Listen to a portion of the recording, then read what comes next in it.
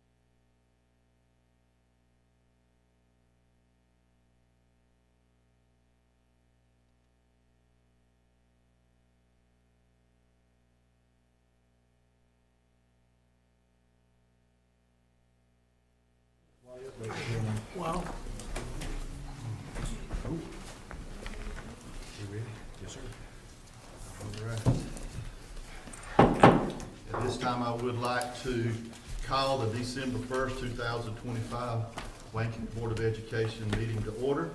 At this time, I would like to turn it over to our attorney for the reorganization of the board.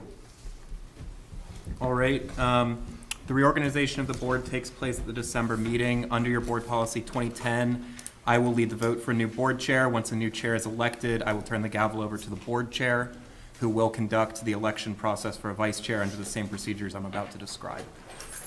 Nominations will come from the floor. Any board member may nominate any other board member, including themselves. Once nominations have closed, we will take a vote in the order of each nomination I receive.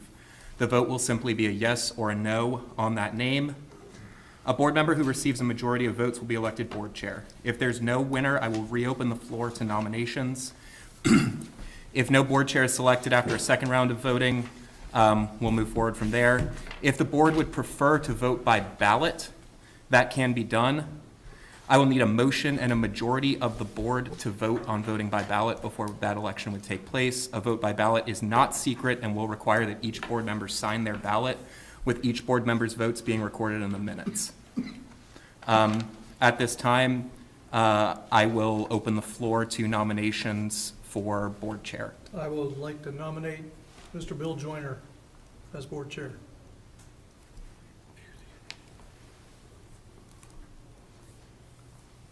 And nominations do not require a second.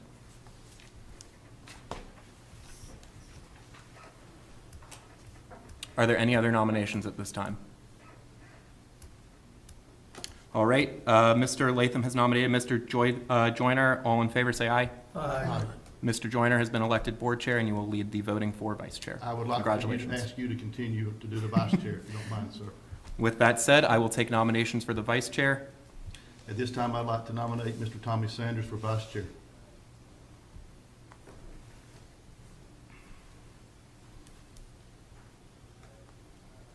Are there any other nominations?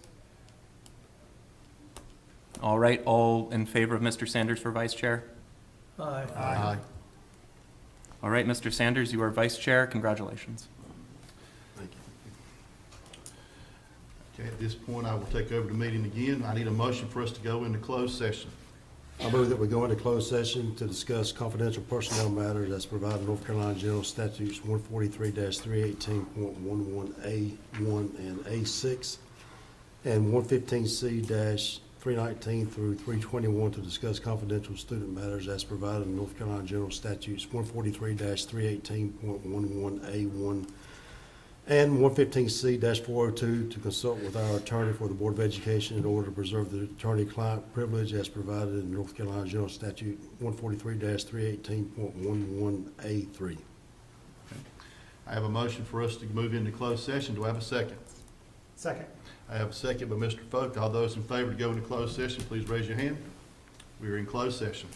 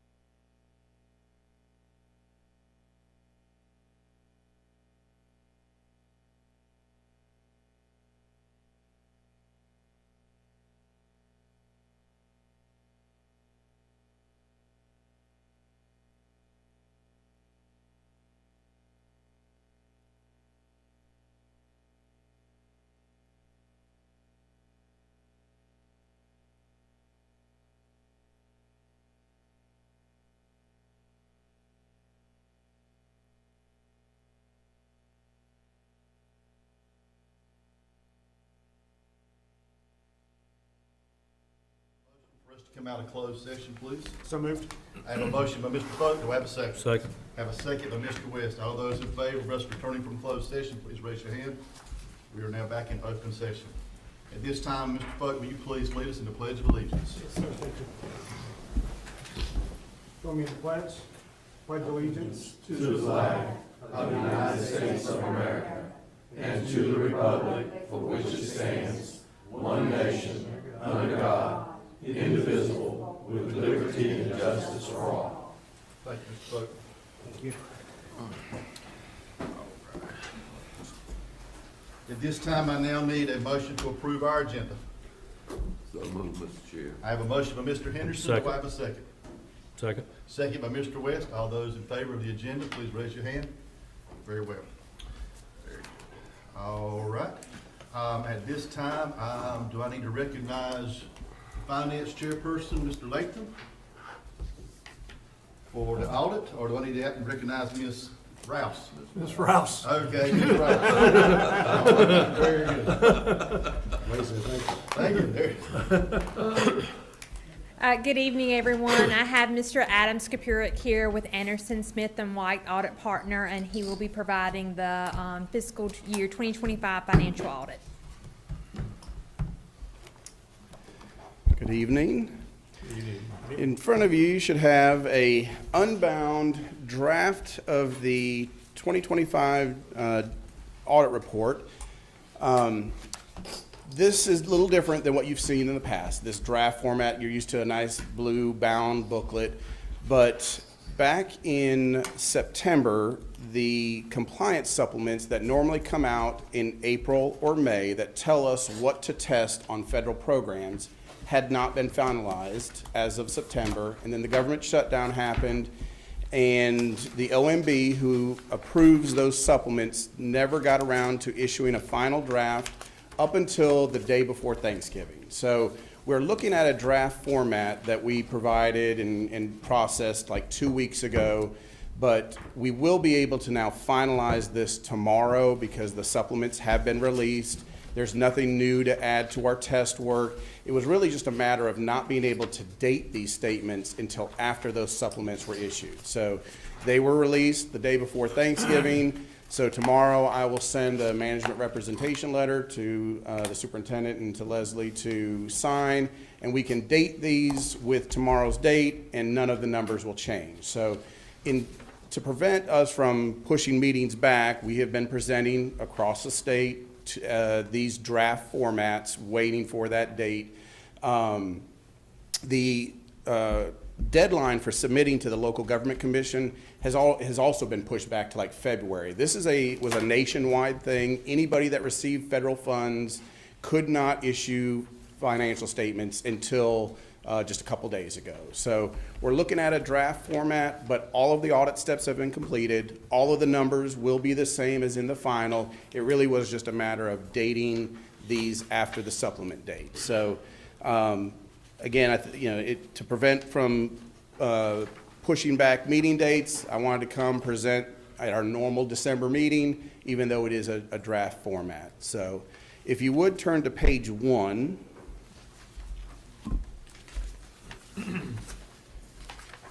So you hire us to conduct the audit of management and issue an opinion over the financial statements. And that opinion isn't about whether you had a good year or a bad year, although we end up talking about that. It really is a matter of, are these financial statements accurate? And so in the first section of this opinion letter, it basically states that we believe the financial statements presented here as of June 30, 2025, and for the year that ended, accurately reflect the net position and the fund balance of Wayne County Schools as of that date, June 30, 2025. So this is what's considered a clean, unmodified opinion. And if you read that comment about net position and fund balance, net position is where you take your fund balance, how much money you have available to appropriate, and you add all these other assets and liabilities that aren't a part of fund balance, like the value of your buildings, the cost of the state pension liability that's associated to your former employees, the cost of annual leave, and now the cost of sick leave. So there is a new paragraph in this opinion letter, a change in accounting principle. The Governmental Accounting Standards Boards, they issue standards that modify these statements on an ongoing basis. A couple of years ago, they said we need to start picking up leases, and we need to start looking at software commitments. And so they issue these statements that have to be incorporated, and this one was GASB 101 that took effect during the year June 30, 2025 ended, which required us to not only look at annual leave liability, but also sick leave, and do a prior period adjustment as if sick leave had always been a part of your net position. Again, it doesn't affect your current liabilities, the amount you owe to vendors, it's not that. It is a liability that if everybody in the district were to get sick and stop coming in and stop coming in for the remainder of their sick leave balance, what would that liability look like? So that's what this extra paragraph here, the change in accounting principles, is basically estimating the liability of your sick leave that had not been incorporated in years past. Any questions there? So after that, there's a discussion and analysis that goes over both the changes in net position and the changes in fund balance. But as a board and as management, for operations purposes, the numbers that really matter are fund balance. So if you would look at page 14, Exhibit 3. I skip Exhibit 1 and 2. Your net position, which is again, it includes the value of buildings and the cost of all these non-cash liabilities, is not relevant when you're looking at what you have available to appropriate, the amount of money you have on hand. So on page 14, Exhibit 3 is a balance sheet of all of your governmental funds. You have your general fund and your restricted revenue fund. Those two funds house the majority of your fund balance. Those are your local sources of funds, your other sources of funds that aren't from DPI and aren't from the federal government. So if you look at that first column, the general fund at the very bottom, total fund balance, $6,302,000. That's a decrease of $3.2 million from last year. Part of that $6.3 million of fund balance is made up of inventory, $920,000 of inventory, which is that top section in that fund balance section. You can't appropriate inventory. You've already spent that money. It is not available to appropriate again, but it does have value in the form of light bulbs and tires and gas on hand. Those assets have a value, but they are not appropriatable. So the money you have available to appropriate is made up of the $4.7 million unassigned and the $677,000 that you have already appropriated in the 25-26 budget. So of that $6.3 million, really only about 5.4 of it is available to spend. The restricted revenue fund, which is your other source of fund balance, this is where everything that is not county money comes in. You have some Medicaid money, NC Pre-K, various state, federal grants, various unrestricted sources, tuition and fees, donations, contributions, anything that doesn't come from the county comes into this restricted revenue fund. That fund balance, $7,495,000, a decrease of $2.8 million from last year.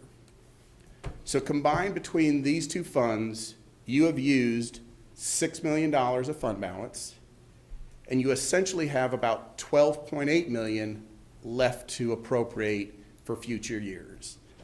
I always look at your usage of fund balance as a percentage or as a ratio of how much you have on hand, and look at it as how many years can we sustain using $6 million. So with 12.8 on hand, you could only use $6 million of fund balance per year for 2 more years before we're back to having no fund balance available. Now, I do know in this year, for the 24-25 year, you had some one-time purchases related to security and in buildings that used fund balance that won't be reappropriated again. You have the same problem that every district across the state has. The cost of EC keeps going up. And so far for the 25-26 budget, you've appropriated the 677 in Fund 2, that general fund, and 993,000 in fund, the restricted revenue fund. Essentially, you're hoping to use $1.5 million of fund balance versus $6 million that you used this year. That, when you look at that, 1.5 out of 12, many more years of being able to do that before you run out of fund balance. So again, you've used a significant portion of fund balance this year, basically a third of it, but by all accounts, the budget for 25-26 has you using far less. And you still have, again, $12.8 million of fund balance on hand, a large amount compared to when we started doing this audit 5 years ago. So still a healthy position, but cannot use $6 million of fund balance per year for too many years before, again, being back to no available funds on hand. Any questions there?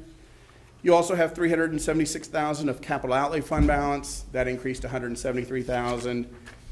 A lot of that is just reimbursement basis money from the county. And then across all of your schools, you have $1.6 million, an increase of $34,000 from last year in the individual school fund. If you turn 2 pages to page 16, this is the income statement that gave me those changes in fund balance. That was the balance sheet. We looked at what fund balance is. This shows you how you got there. You get $22.9 million from the county. That's in the revenue line for the general fund. That $22,944,000, that's an increase of $1 million from the year before. The bulk of your funding comes for the state public school fund, $150 million. That was $6 million more than you got the year before. You have federal grants funds that were totaled $37.7 million. Of that 37.7, 17.9 million of it was related to COVID-19 education stabilization funds, ESSER funds. Those monies have now all expired. There's nothing left. You spent the last 17.9 million in the current year, the bulk of that being towards roofs, air handlers, air quality, construction type expenditures. And so next year, this federal grants fund will be back to basically pre-pandemic levels of about $20 million in revenue. You have 5.6 million that runs through the restricted revenue fund. 33.6 million came through capital this year.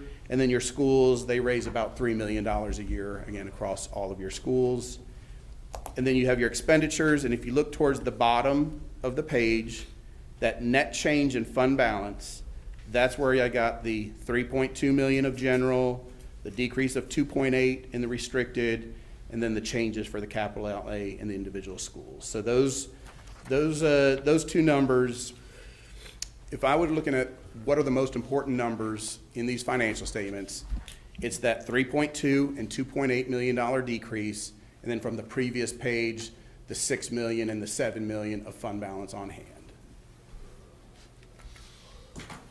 Any questions there?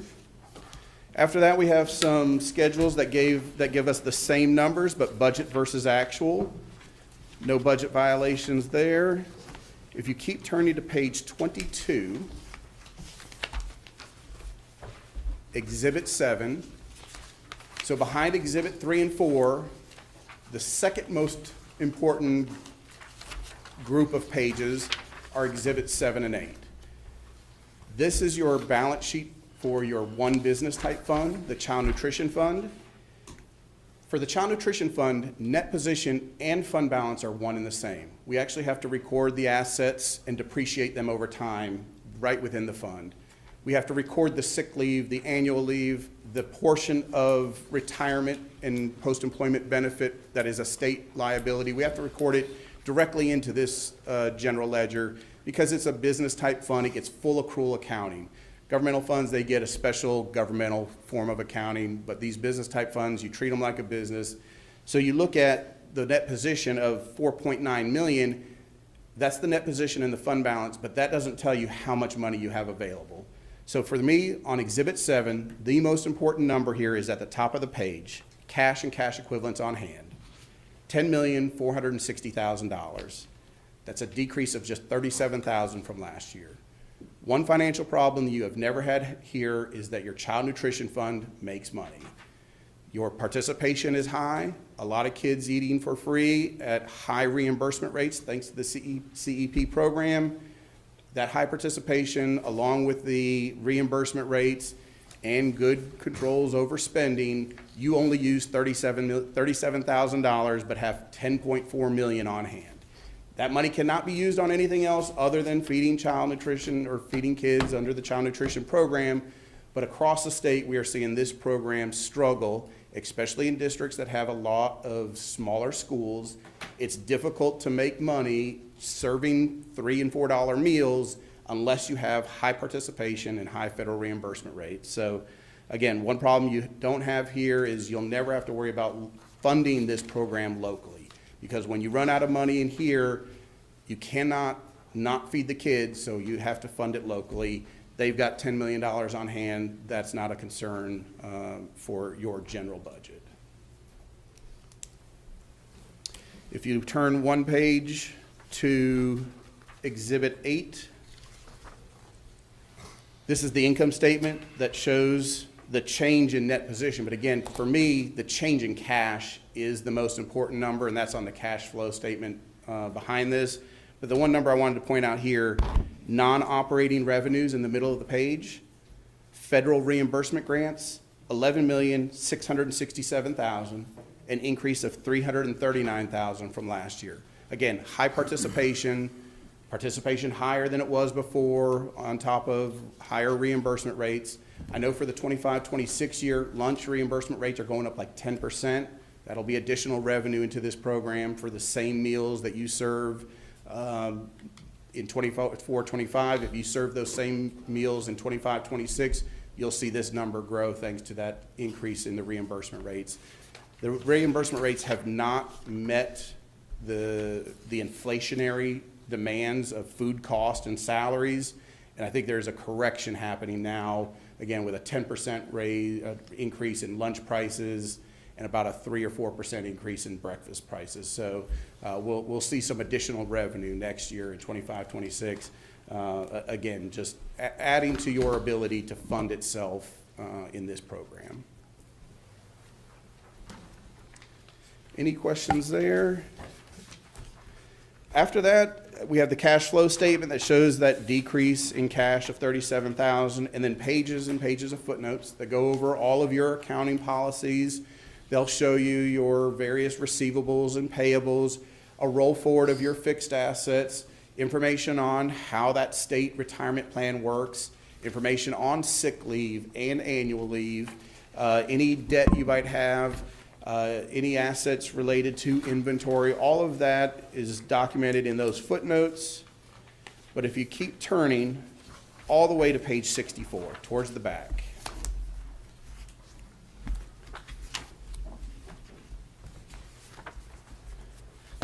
so our audit is financial statement, and that was that first opinion letter and that first section of the first 63 pages of the audit, all financial related.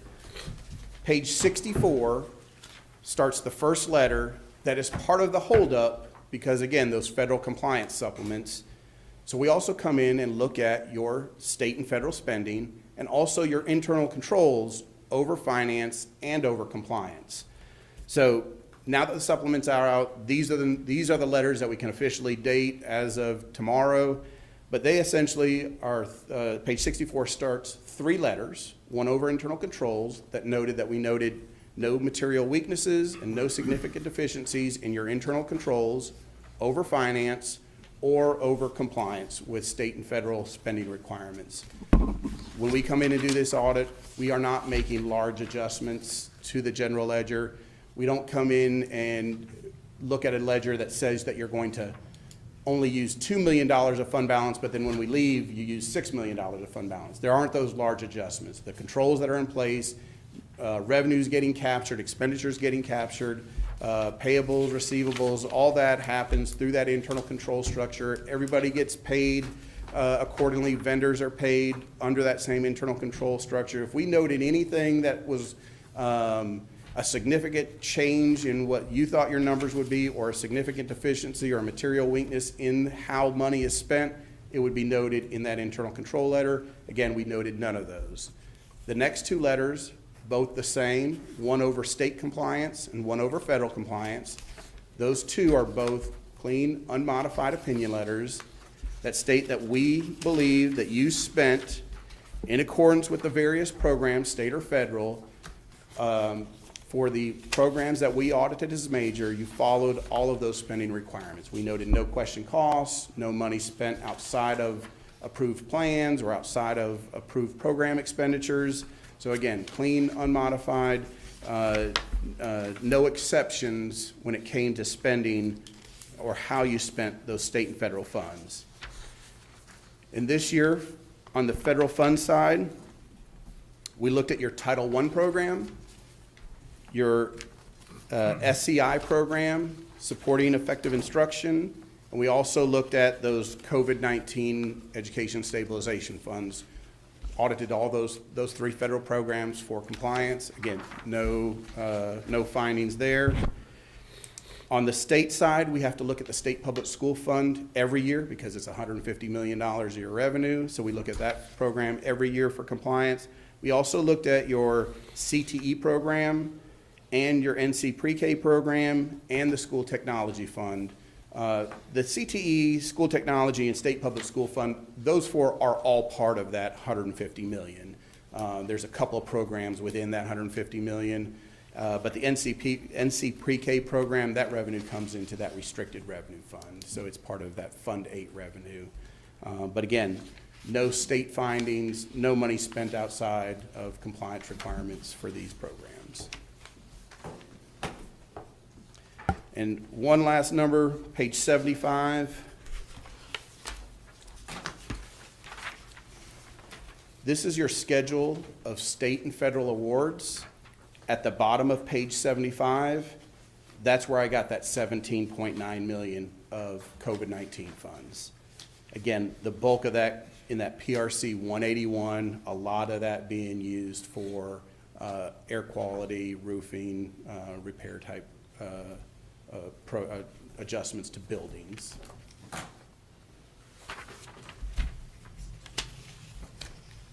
And that is,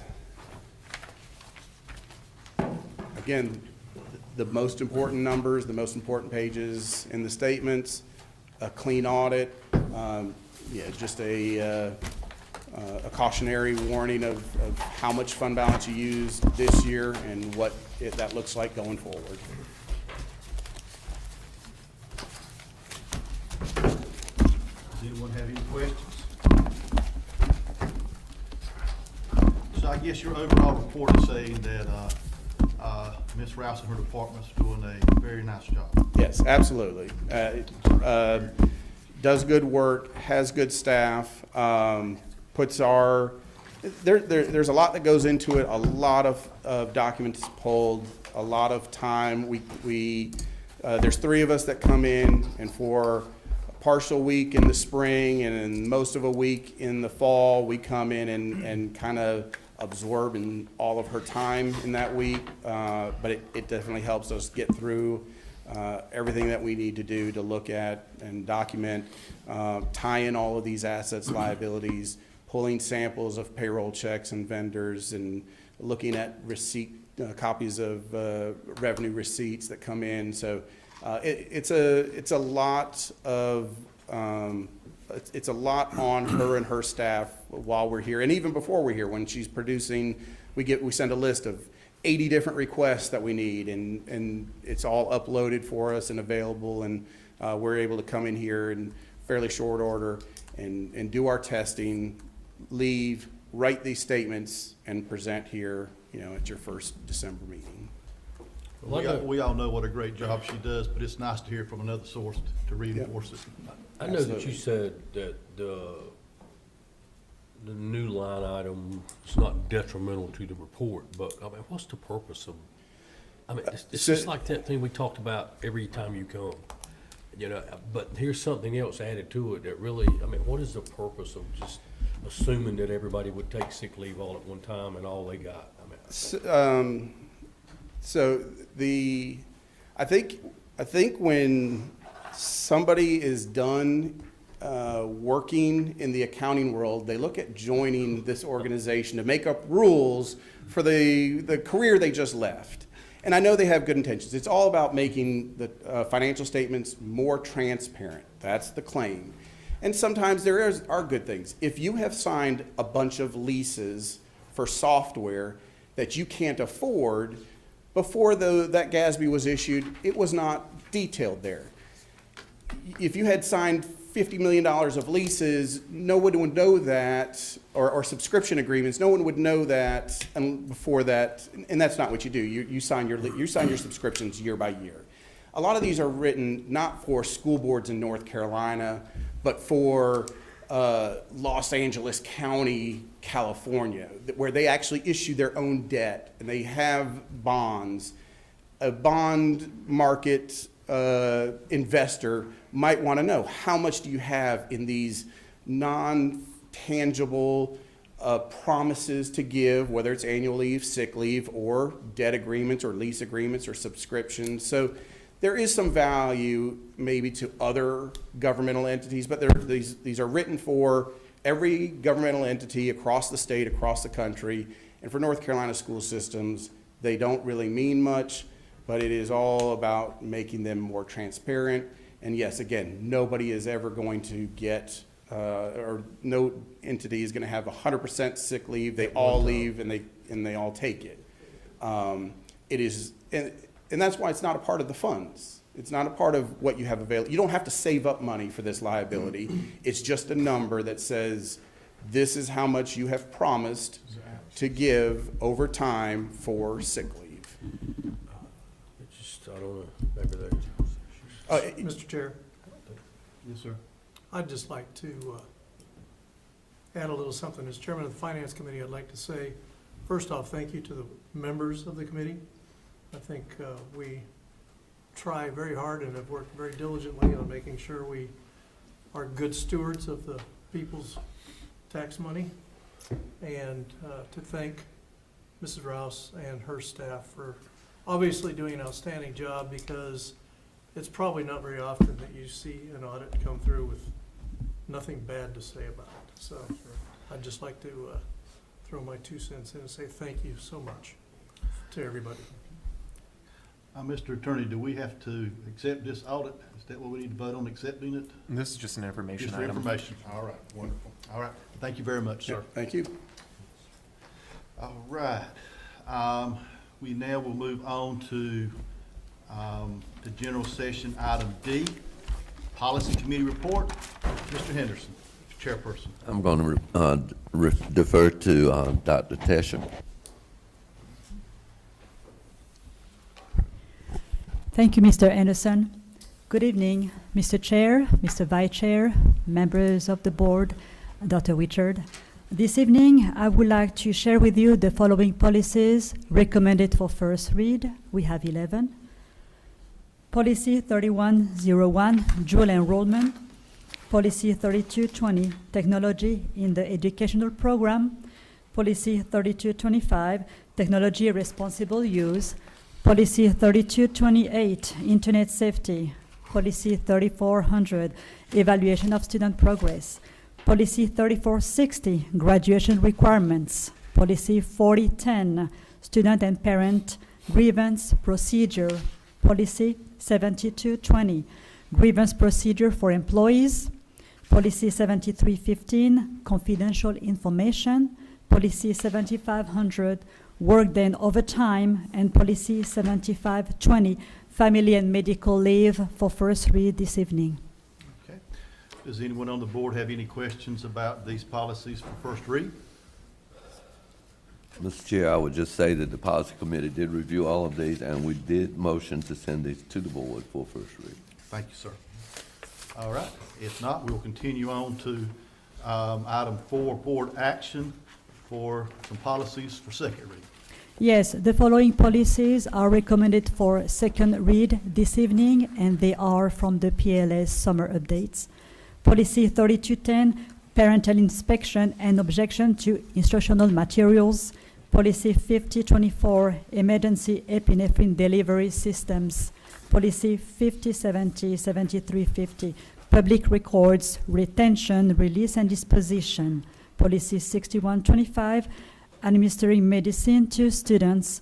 Policy 6340, Transportation Service Vehicle Contract. Policy 7100, Recruitment and Selection of Personnel. And Policy 7820, Personnel Files for second read this evening. Thank you very much. Does anyone have any questions of those? If not, I would like to pass all of these with one vote, if possible. Mr. Chair, I'd like to make a motion that we pass policies starting at,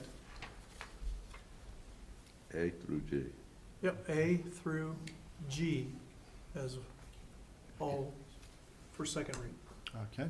I have a motion to accept or to approve policies A through G from Mr. Latham. Do I have a second? Second. I have a second from Mr. West. All those in favor of approving these policies, please raise your right hand. Very well. At this point, Thank thank you. you very much. Thank you, At this Dr. point, Tesser. I would like for us to pause and let's do our spotlights.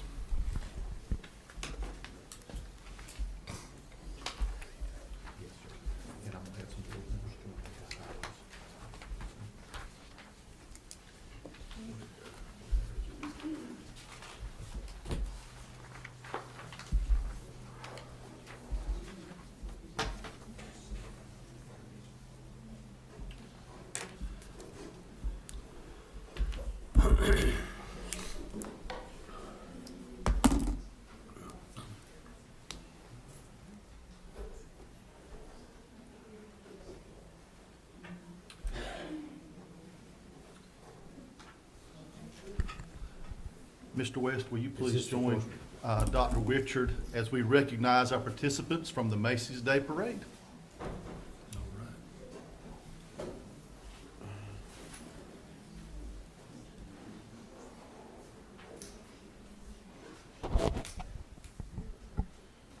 Mr. Chairman, members of the board, we would like to invite Charles B. Aycock High School band members Josephine Simmons and Natalia Estrada, their families, and their principal to please come forward.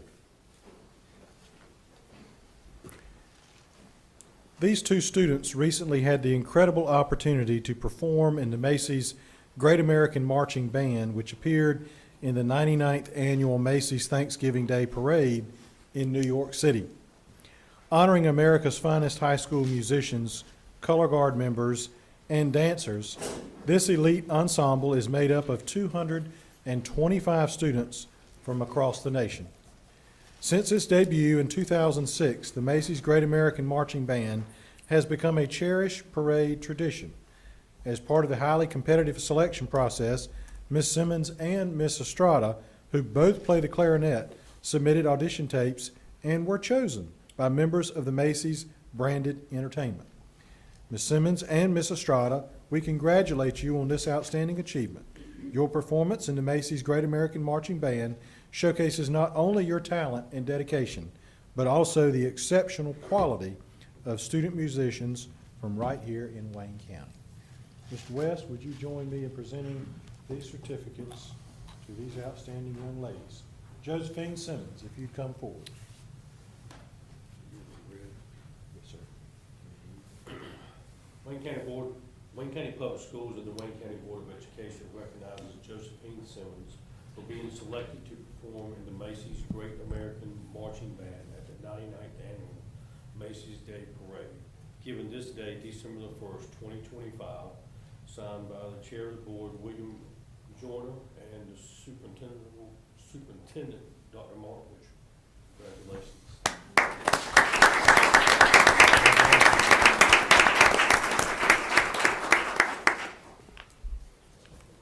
Natalia Estrada. The Wayne County Public Schools and the Wayne County Board of Education recognizes Natalia Estrada for being selected to perform in the Macy's Great American Marching Band at the 99th Annual Macy's Day Parade, given this day, December the 1st, 2025, signed by Board Chair William Joyner and Superintendent Dr. Markovich. Congratulations.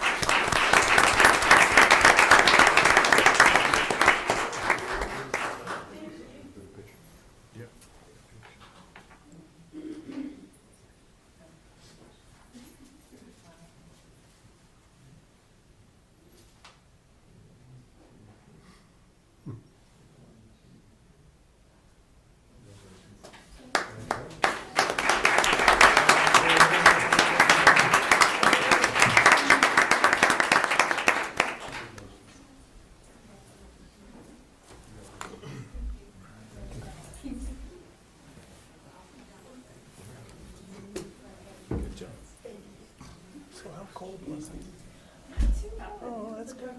Good. Congratulations. Represent Wayne County. Thank you. Great job. Great job. Great family, good brother, and awesome person. Congratulations. Congratulations. Awesome job. Dr. Witcher, which one you got next? NCAT. NCAT, okay. Okay.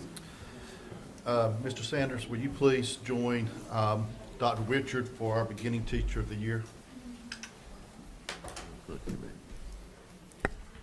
Mr. Chairman, members of the board, the next category for recognition this evening is the NCAT Empower Beginning Teacher of the Year for Wayne County Public Schools.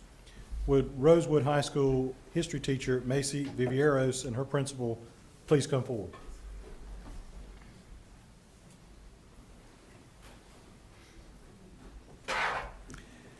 This fall, Ms. Vivieros was named the North Carolina Center for the Advancement of Teaching, or NCAT 2026 Empower Beginning Teacher of the Year for Wayne County Public Schools. The NCAT Beginning Teacher of the Year program was developed to honor beginning teachers and to retain teachers who show promise as excellent teachers and education leaders in North Carolina public schools and public charter schools. Ms. Vivieros will now compete against other beginning teachers from across the state who were also named a NCAT Empower Beginning Teacher of the Year by their school district or charter school. Finalists in the NCAT program will be named later this month. Her principal, Kenneth Angel, says one of Ms. Viviero's greatest strengths is her ability to build strong, positive relationships with her students. She takes the time to understand their individual needs, interests, and strengths, and it shows in the mutual respect and trust she cultivates in her classroom. Her students feel seen, supported, and motivated to succeed, an incredible achievement for any teacher, and especially impressive for someone in their first year.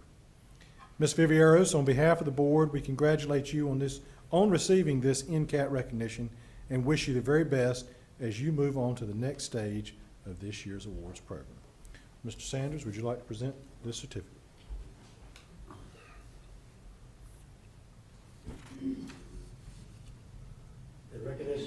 Certificate of recognition, Wayne County Public Schools and the Wayne County Board of Education recognizes Ms. Macy Vivieros for being named the North Carolina Center for the Advancement of Teaching 2026 Empower Beginning Teacher of the Year for Wayne County Public Schools, signed by Board Chair Willie Joyner and Superintendent Walt Richard. Congratulations.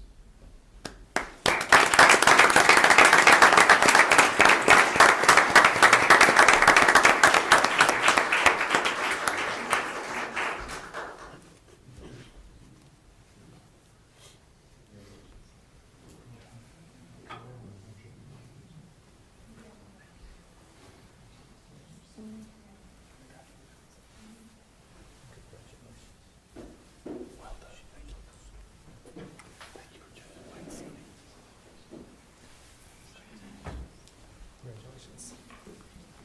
Congrats.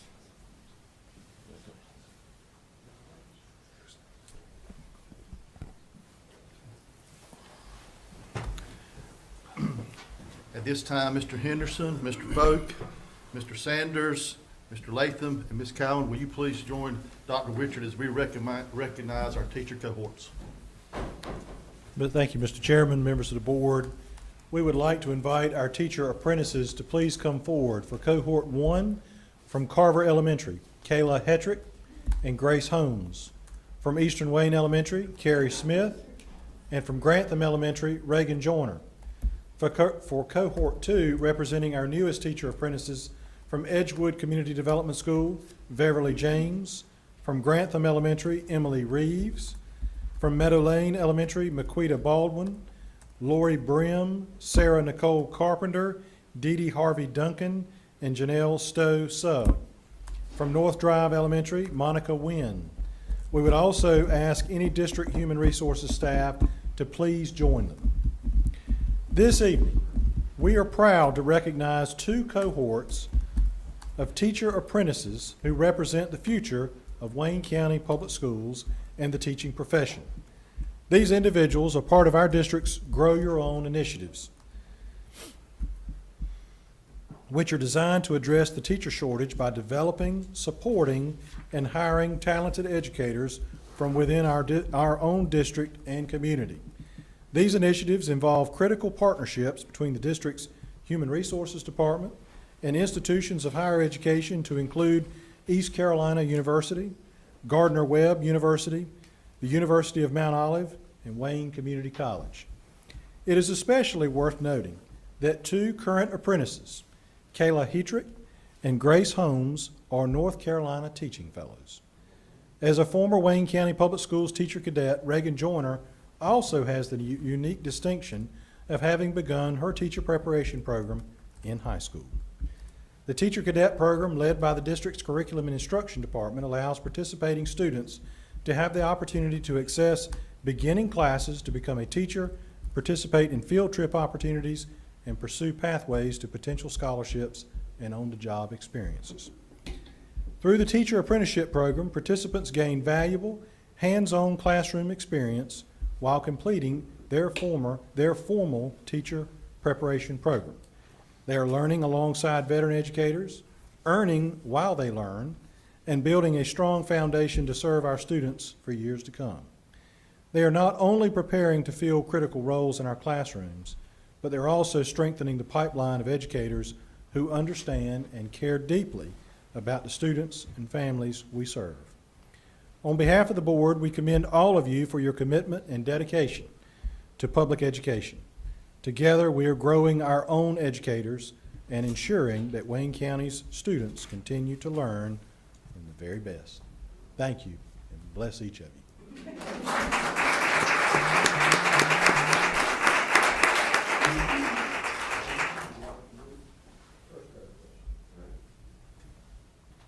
Kayla Hickey.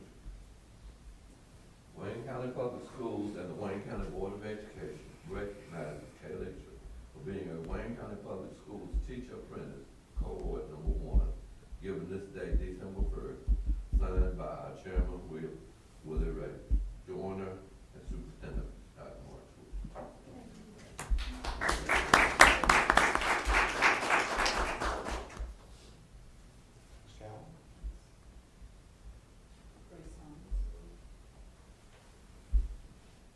Certificate of recognition, Wayne County Public Schools and the Wayne County Board of Education recognizes you, Grace Holmes, for being a Wayne County Public Schools teacher apprentice, cohort 1.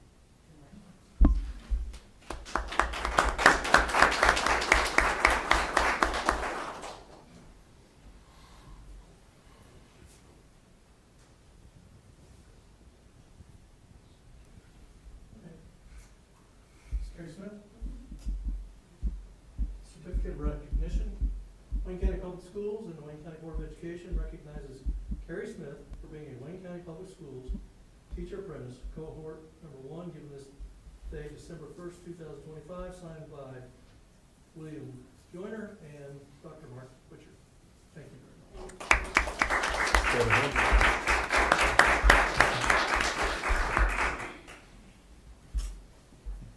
Ms. Reagan Joyner.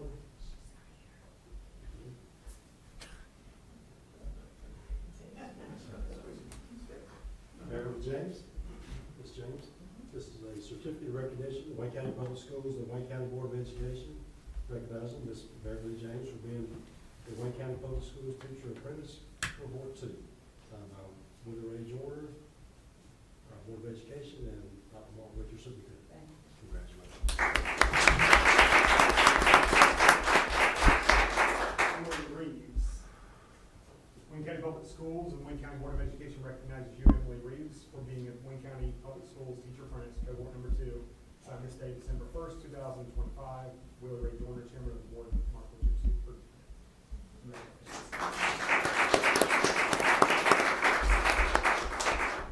Maquita Ball. Certificate of recognition, Wayne County Public Schools and the Wayne County Board of Education recognizes Maquita Ball for being a Wayne County Public Schools teacher apprentice, cohort 2, given this day, December 1st, signed by Chairman Willie Ray Joyner, Chairman of the Board of Education, and Dr. Marcus Woodard. Thank you. Superintendent.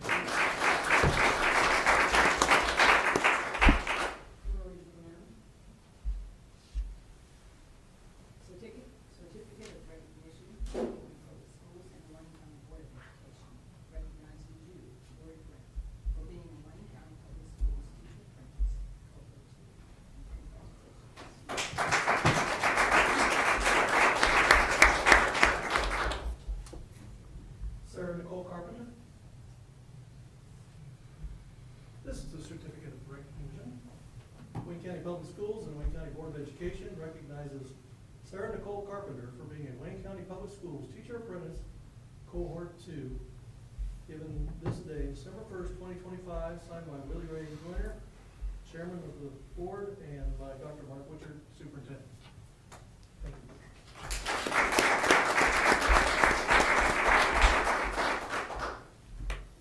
D.D. Harvey Duncan. This is certificate of recognition, Wayne County Public Schools and the Wayne County Board of Education recognizes Ms. D.D. Harvey Duncan for being a Wayne County Public Schools Teacher Apprentice, Cohort 2, signed by Board of Education Chair Willie Ray Joyner and Superintendent Mark Witcher. Congratulations.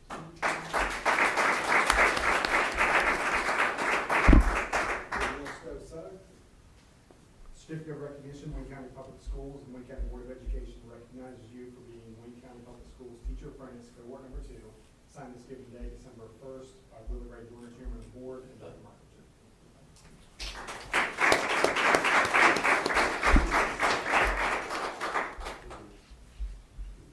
Monica Wynn.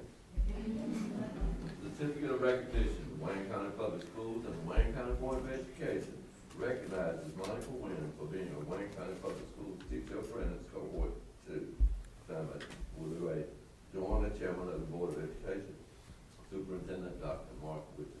Congratulations.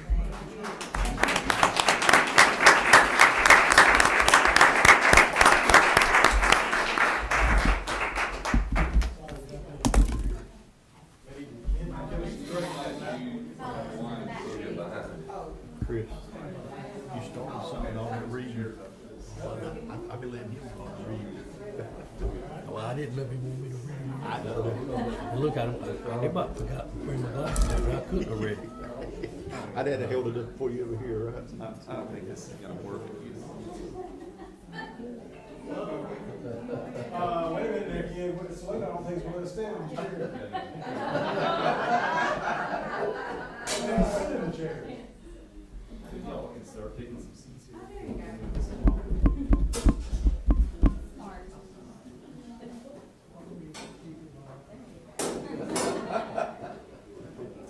Make this quickly.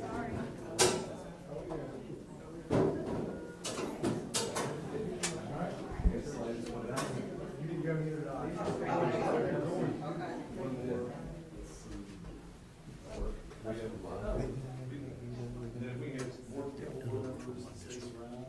Yeah. We got a little space down here, Mr. Mr. Weaver, stand right here. And then Mr. Sanders, if you kind of come forward to the car. And then Richard, part.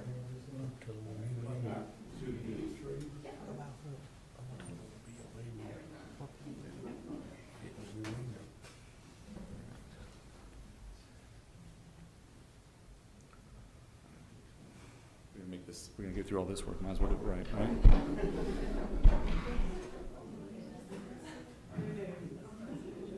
right, here we go. 1, 2, 3. No, start. 1, 2, 3. Congratulations. This is a large group.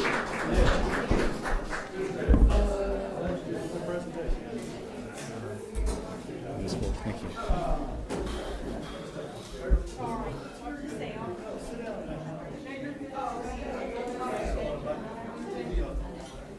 I forgot to tell him.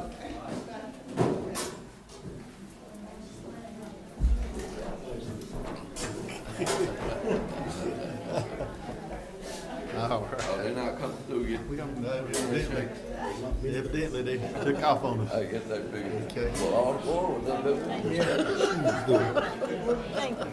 Mr. Joyner, who do you have next? Mr. Folk, will you please join Dr. Richard?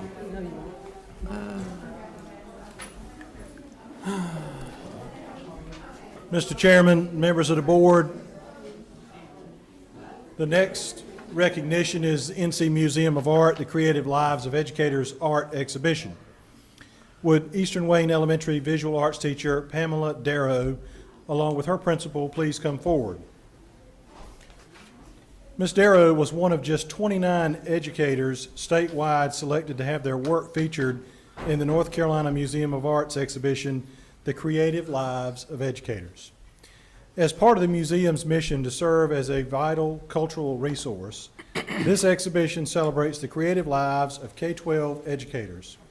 To be considered, teachers from all disciplines across North Carolina were invited to submit original artwork and artist statements reflecting on their creative practices, their experiences outside the classroom, and the ways they are inspired and supported by the museum. The exhibition opened to the public on November 22nd of 2025 and will remain on display through May of 2026. A private reception for exhibiting artists, their families, and close friends will be held later this month at the museum. Ms. Darrow, on behalf of the board, we congratulate you on this outstanding achievement. We are proud that your artistic talents earned a place in this special exhibition and grateful for all you do to promote the visual arts here in Wayne County and now across this great state. Congratulations. Wayne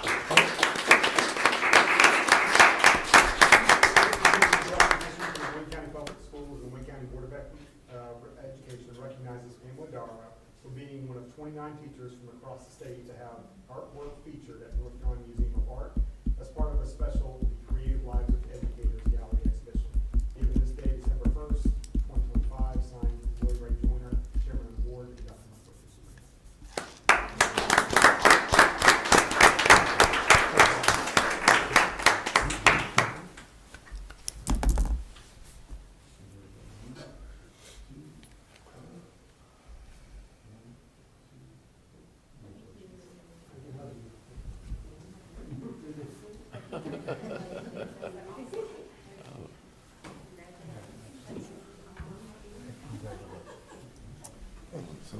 My mother was an artist. Appreciate you. Thank you. Congratulations. Congrats.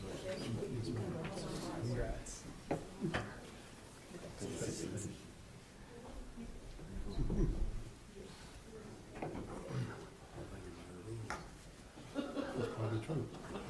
It is.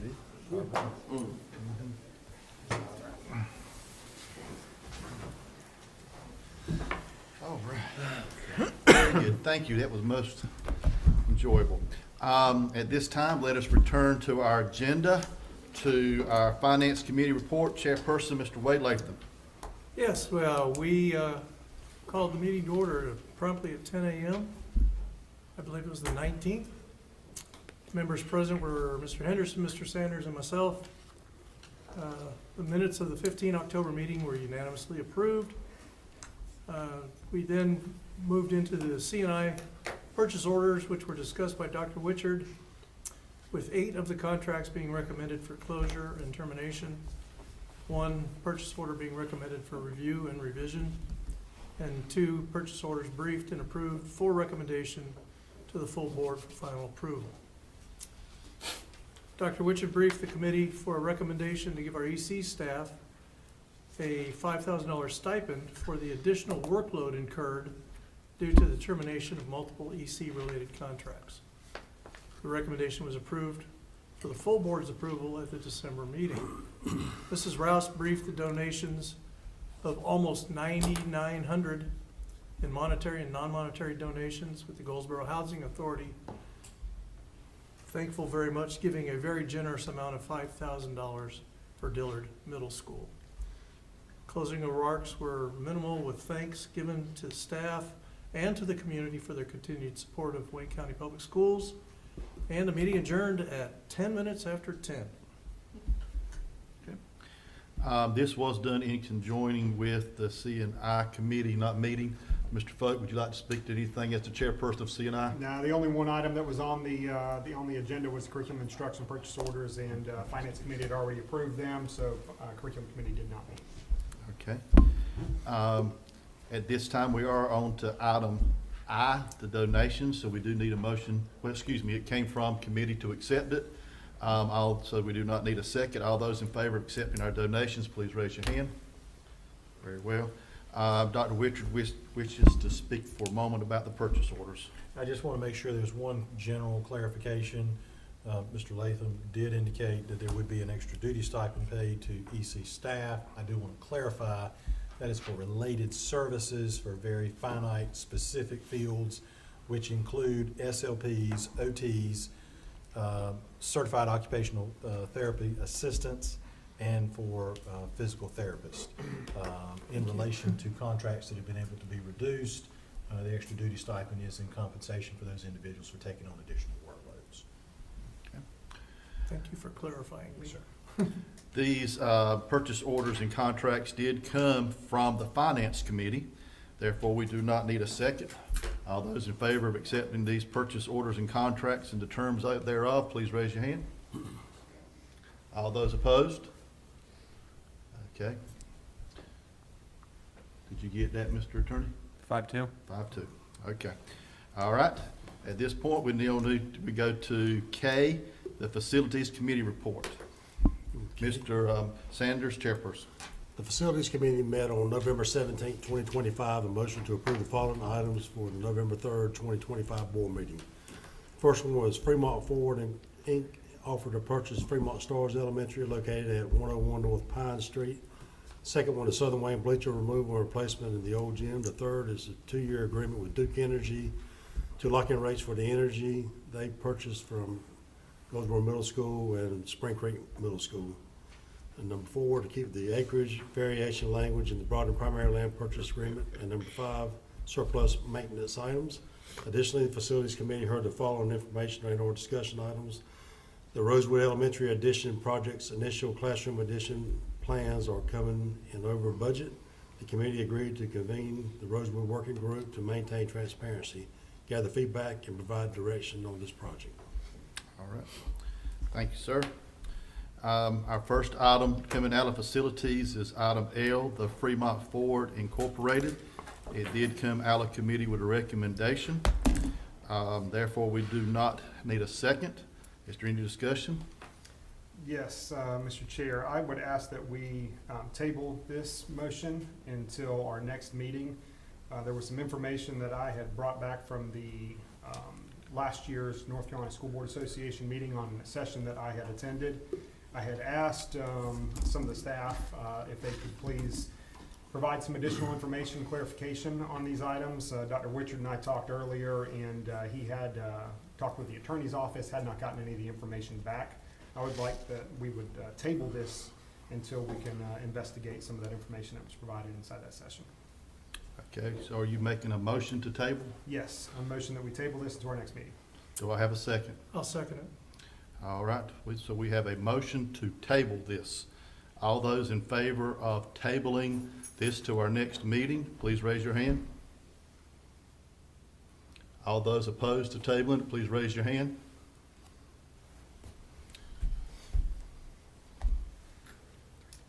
Alex, are we good? The motion failed. You'll now need a vote on the proposal for Fremont Okay. Forward. Therefore, we now need it came out of committee to accept this, so we're now ready to vote for the Fremont Forward Incorporated project. All those in favor of the Fremont Forward bid, please raise your hand. All those opposed? The motion passes. Okay, the motion is passed. All right, thank you, sir. All right, next item is the Southern Wayne bleacher removal replacement. Do we have any questions for Dr. Hales? Are we ready to move forward?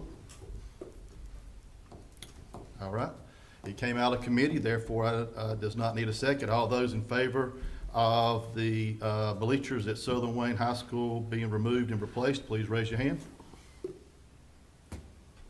All right, very good. All right, item N, Duke Energy Purchase Power 2-year agreement came out of committee. This one should be pending legal review, just to make sure we have all I's dotted and T's crossed with Duke Energy's attorneys. Okay, did it come from? It is listed as pending legal review. It is did listed come as pending from, review. Okay, all right, so we have a motion coming from committee to accept item N, Duke Energy Purchase Power Agreement from committee. All those in favor, pending legal review, please raise your hand. Very good. All right, item O is the Broadband Primary School Land Purchase Agreement with some verbiage in there concerning the acreage. It did come from committee. Is there any discussion? All right, it came from committee. Therefore, we do not need a second. All those in favor of proceeding with the Broadband land purchase, please raise your hand. All right, very good, thank you. Item P, maintenance surplus request. Any questions for anyone on the maintenance surplus request? Came from committee, therefore we do not need a second. All those in favor, please raise your hand. All right. Item Q, support services PO approval. These did come from the facilities committee. Does not need a, it did not. Thank you for correcting me. Let's back it up then. Thank you, sir.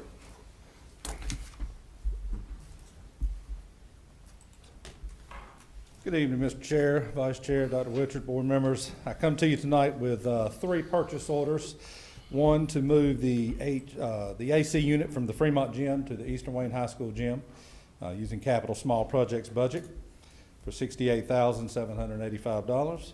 And then 2 from the Transportation Department, one totaling $53,375 for parts and 1 for $36,5037 for an engine. So I come Okay. forward seeking approval tonight for those. Dr. Hills, it looks like the items uploaded to board docs don't reflect that. Say I again. have an item from Dale Mechanical Inc. for $175,000. That was the wrong item if that's the case. Yeah, I'm looking at that one. It looks like the That's first one from Daniel. a cooling tower. I don't have that. We don't have that. it either. Yeah, the second page, or the This- third, it was actually the second third page page. has the 175,000 on it. And It's that wrong. looks incorrect, but. That one is the- incorrect. It should not be there. It should just be that one page. But I don't see the stuff for the second purchase from Carolina Thomas. Yeah, there was LLC. nothing. That was just a blanket purchase order for parts. Okay, I just wanted to confirm. Yep. So you're fine to accept the 3 purchase orders as is. I just wanted to confirm that those were the 3 that you were looking for. I don't know how that other one slipped in there, but I appreciate you letting me know. Okay, all right, so we do have some support service purchase orders before the board. It did not go through committee, therefore I need a motion to accept. I'll make a motion, we accept. A motion from Mr. West, a second by Mr. Henderson. And Discussion. to be clear, this is acceptance of the 3 as proposed in Dr. Hales's. Ignoring the Dale? Not accepting the one from Dale, but accepting the one from Carolina Thomas LLC and the support services. Okay. Daniel. The Daniels. That's fine. Mechanics. So that'll be I'm 1, making 2, a and motion on 3. what I got on my screen. Yes, sir. Okay. All right. I think the actual document is correct, but it's the supporting documents. We got an extra supporting document we don't Extra, need. correct. Gotcha. That was your extra. That's your bid. That was your second bid to move that. Okay, I got you. All right, so we have a motion and a second. All those in favor? Discussion? Discussion? Yes, question. We are moving an HVAC unit that we just bid, or we just voted on a property to dispose of.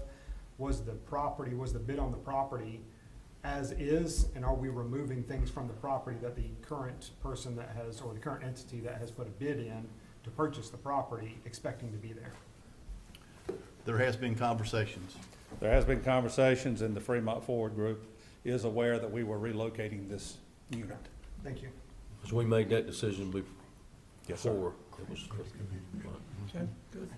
All right. And that's not uncommon for us to move things from. Mr. West made the motion, Mr. Henderson made the second. Okay. All right, any other discussion?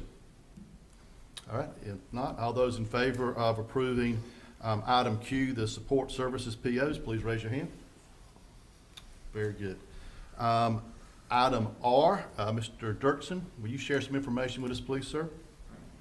Mr. Chair, Mr. Vice Chair, board members, Dr. Wichert, I appreciate the opportunity to present information tonight. This is a policy that was not discussed in policy committee. This was in preparation for our school calendar development committee. We realized that there was a section of this policy that in the timeline we were crafting and developing would require us to waive. with board approval. So essentially, on section C3, the Board of Education will be presented a calendar not later than the first meeting in January of each year. Traditionally, in years past, the calendar committee met for the first time in December. They brought a recommendation in January. And this year, what we're requesting is more time to get input from stakeholders. So essentially, policy dictates as far as we need to have at least 6 staff and 3 community members and 1 board member. Dr. Witcher did put together the committee working in collaboration with me. We increased the size of that committee to increase more staff, more community members, more business stakeholders, and now parents. And we feel like parents should have a voice on the development of the calendar. That's not unusual in other school districts as we looked at other calendar processes. And so what we'd like to actually do is take this, the recommendations that come out of the calendar committee and bring them to our parents, to all of our staff, and of course to our business stakeholders to see how our calendar affects their employees in the community from an economic development standpoint. And we would just like to have some additional time. So we're requesting that the board waive item C3 or section C3 of this policy and allow us to bring this the calendar recommendations to you at the February meeting, which is still in alignment with the general statute, which requires us to have a calendar to the State Board of Education by April 1. I would like to echo this, that I was able to attend that particular meeting.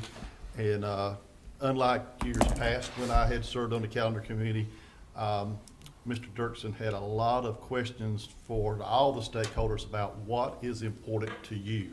What works for you as a business? What works for you as a military?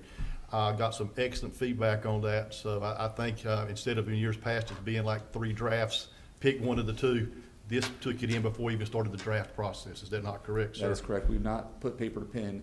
And honestly, we could end up with a very similar calendar because there are a lot of restrictions around calendar law, but we really were interested in knowing what our stakeholders felt about early release days. What do they feel about work days that are in the that are held throughout the year? Do we like the idea of Wednesday work days or midweek? How does that affect businesses? And in fact, the hospital system does all their surgeries Monday through Thursday. So having a work day midweek could potentially create problems for one of our largest employers in Wayne County. And of course, our military base has family days on Fridays. So just kind of making sure we got stakeholder input as part of the conversation and then taking that input and developing drafts, which then we'll bring to the calendar committee in December, which if the board is willing to waive the section C3, then what we will do is put that out over the holiday break and then reconvene back in January to take in stakeholder input with regards to final recommendations to the Board of Education. Mr. Chair, I have a question for Alex. Has the legislature actually made the changes to give the school districts more flexibility on when they start school and when they can go on? I don't think that legislation is passed yet. I know pretty much every single year there's consistent lobbying efforts, but not yet. Okay. The House, to your answer on that question, the House is very, very favorable of calendar flexibility. In fact, they had put together a bill. The Senate is less favorable in how they've taken that bill up. So we can always be optimistic. That's right. Okay, all right. So at this point, do I have a motion for us to waive section C3 for the policy committee, calendar committee? So moved. I have a motion. Is that to also bring the recommendation in February, or is that allowing an indefinite amount of time? Because I know Mr. Dirksen's request was for February. Technically, we have until April 1 to submit Right, everything but to the state board. And what we'd like to do is align more than not. Traditionally, we've taken the traditional calendar to you all in January, and then in years past, they bring the non-traditional in February or March. We're trying to also bring that process a little bit closer together. And as part of the conversation, which doesn't require board action as far as within the calendar committee, we're also taking a hard look at our school hours and aligning the school hour conversation with the calendar development process, which was one of the discussion points within the calendar committee that met back in November. So I think his question is, do we So need it's to really open in the specify? air to the board as far as if they want us to bring it in February, that is our plan. But if you want to leave that open-ended, that gives us flexibility if I would modify the open session. I would modify my motion to say we recommend suspension in accordance with the request by Mr. Dirksen to bring it back in February. So you want to put February as the deadline, okay? That's the motion. Do we have a second? Second. Have a second from Mr. Henderson. All right, all those in favor, please raise your hand. Very good. All right. Thank you. We are now no individuals wish to speak before the board. We've had our board spotlights. We are now to our consent agenda. Mr. Sanders. A consent agenda is a group of items passed with a single motion and a vote. These materials and/or items are routine in business or are being thoroughly discussed in committee meetings open to the public and attended by board members. No debate is allowed on any item included on the consent agenda. If a board member wants separate consideration of any item, it may be removed by request. Okay. All right, we do. Mr. Chair, Yes, sir. I'd like to request that items D and F be removed from consent and voted on separately. Items D, And F, D, and F. yes. Okay. Alex, have you got that for us, please? Items D and F will be voted on separately. All right. Okay, with that being said, And then this does contain closed session minutes. okay. All right, so I need a motion for us to vote over the consent agenda for items A, B, C, and E with closed session minutes remaining closed. So moved. Second. We'll need A. Well, okay. excuse Just, me. yeah, B, C, and E. Okay, right, okay, so BCE. B, C, E, and I have a motion from Mr. Latham. Do I have a second? Second.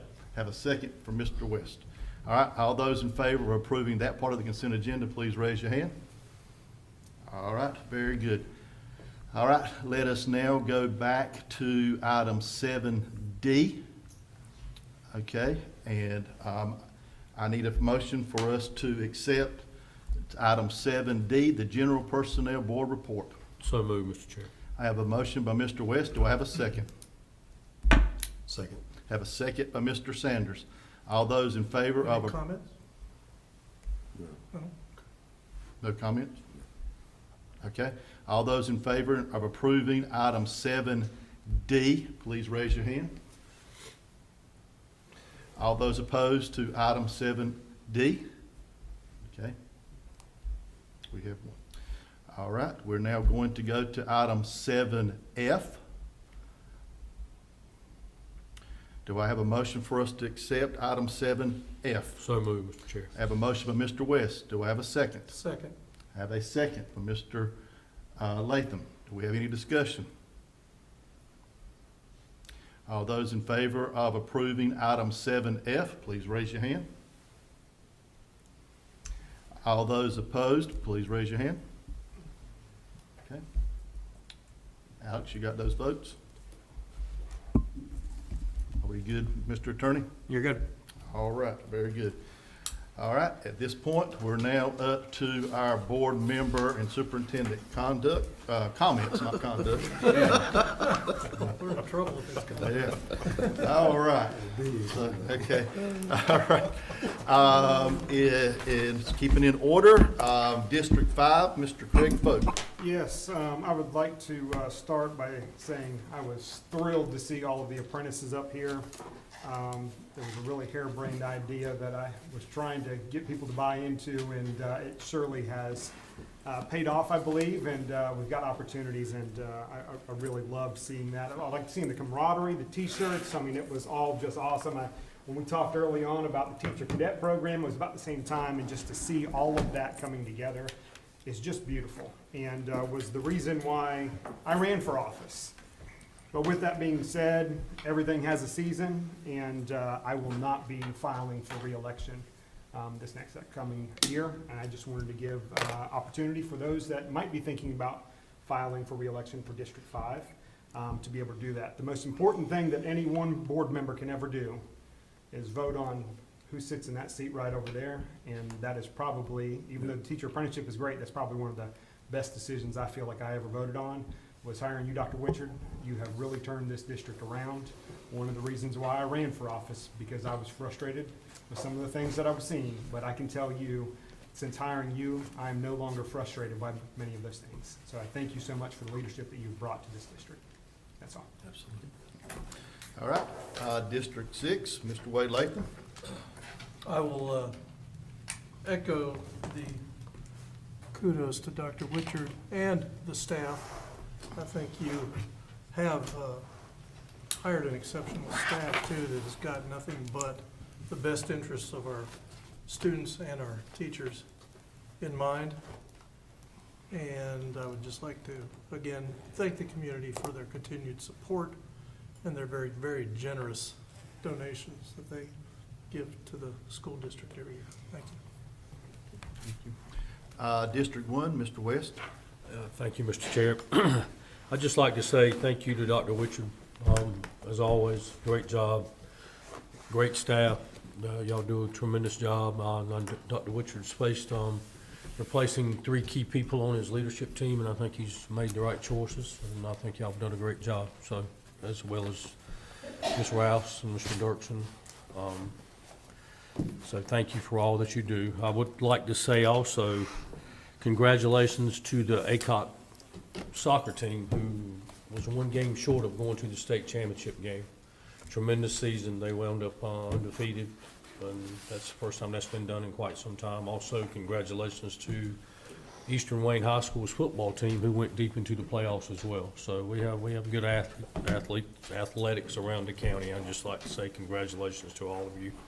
And in closing, I'd just like to say I hope everyone has a Merry Christmas and a Happy New Year and a safe holiday to all of you. And thank you for what you do.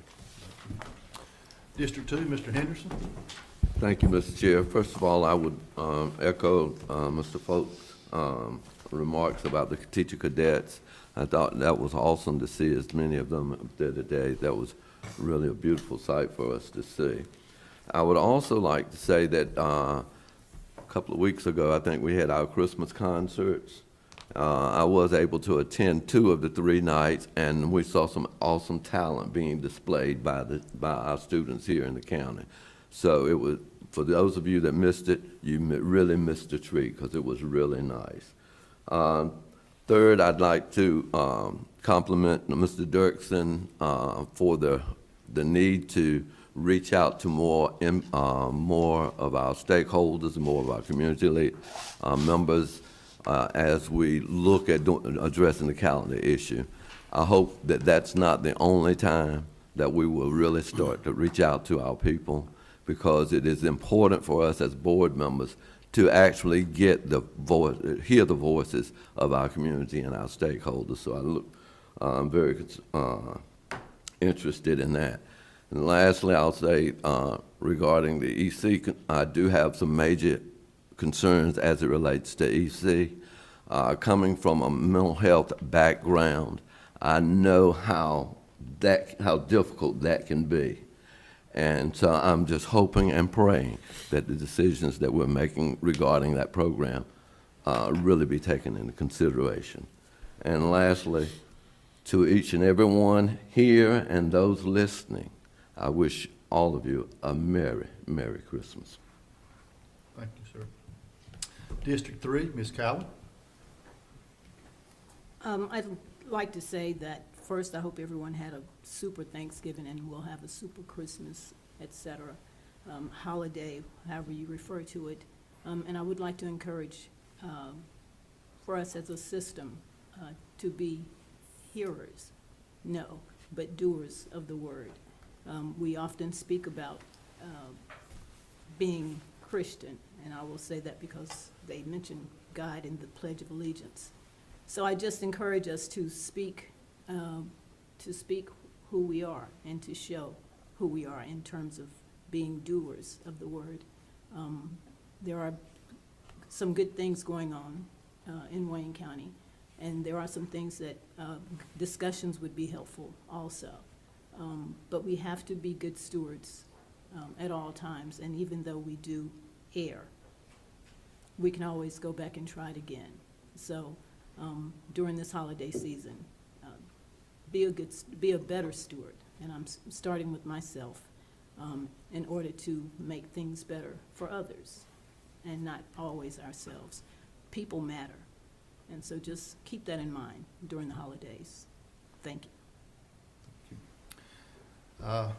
At large, Mr. Sanders? No comment. No comment. Okay, well, at this point, I would like to take a moment and really congratulate Ms. Rouse and her department. Like I said, we know the fabulous job that you do, but it's nice to hear from someone else once in a while too. So thank you again for an excellent report, and Anytime you hear no findings is always a good sound, okay? I would also like to just echo the continuation of our Grow Your Own teachers. We realize that the universities are not a place that we can really go to because there's so few that are producing. So thank you so much for working with those that have already got jobs in the school system that are looking to advance and move up. And I would like to once again echo what Mr. Henderson said. I was able to attend all of the choral concerts, and it just touched my heart to see them kiddos again because I miss them. I miss those kiddos. So it's good. So, anyway, and please, as we talk about Christmas, let's all just remember the greatest gift of all, and the gift that we were given by our Savior. So let's take that to our hearts. Dr. Richard? Thank you, Mr. Chairman. Appreciate the comments made tonight. I too would like to thank Ms. Rouse and her team for the outstanding job they do every single day. It is not easy managing a budget of this size in this district with the many different nuances that are put in place, sometimes mid-year changes in rules and regulations. They just do an outstanding job every single day, and it takes all of us working together as a family in this district, and I'm proud to say that we do. We always put students first in terms of the decisions that were made. We'd love to have more money to put in programs, most notably in EC. Unfortunately, dollars are finite. We have to stay within those bounds. We are working to make sure that we close out the school year on a very positive note in terms of our balance sheet. It is trying, though. These are very difficult times in education. I would like to say again, I'm grateful for your comments, grateful for your support, grateful for your friendship. Mr. Folk, you will certainly be missed from this board. You have brought a very good perspective, as all of our board members do, in various fields that you have experience in, and I count that as a blessing on this board. I would like to say, as many of the others have commented this evening, this is a very special season we're getting ready to come into, and I too would like to wish everyone a very Merry Christmas. Please take time with your family, enjoy your family, enjoy some good food, and remember to look out for those that are less fortunate, and to make sure that we provide for everyone. Thank you. Mr. Attorney, any comments? All right then. At that point, I need a motion to adjourn. So moved. I have a motion by Mr. Henderson. Do I have a second by Mr. Webb? All those in favor of adjournment, please raise your hand. We are adjourned.